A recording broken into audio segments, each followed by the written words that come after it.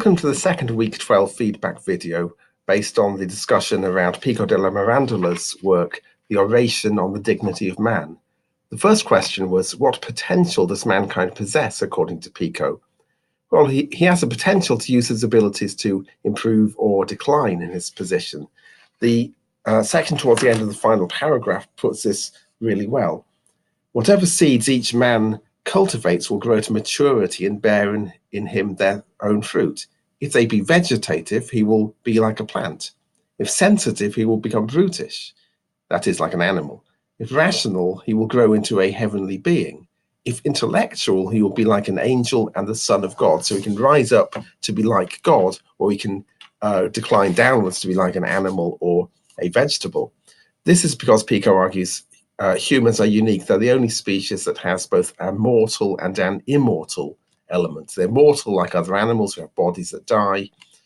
We're immortal because we have immortal souls, which is something only the angels and God have. So we can go upwards towards God or downwards towards the animals and the plants. The second question asked, what role does free will play in Pico's view of man? He actually uses the expression free will, constrained by no limits in accordance with your own free will.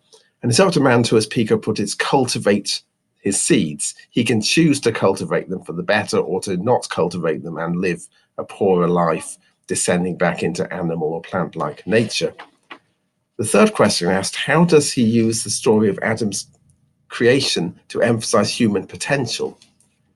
The creation story would often be used in a rather negative way, that humans are created by God, are given the Garden of Eden and everything they need, but because they choose poorly by taking the fruit from the plant which God has told them not to touch, they are thrown out of Eden, and humankind as a whole falls from paradise and lives in this inferior life of mortality, suffering, pain, etc.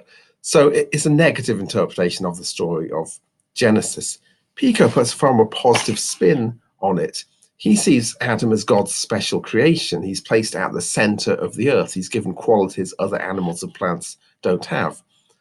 Whereas the traditional interpretation was to emphasize the negative elements of the Bible story, Pico recalls that the Bible places Adam and therefore mankind in dominion over the rest of nature. They're a special creation, and there's far more of an emphasis on that positive interpretation of the story.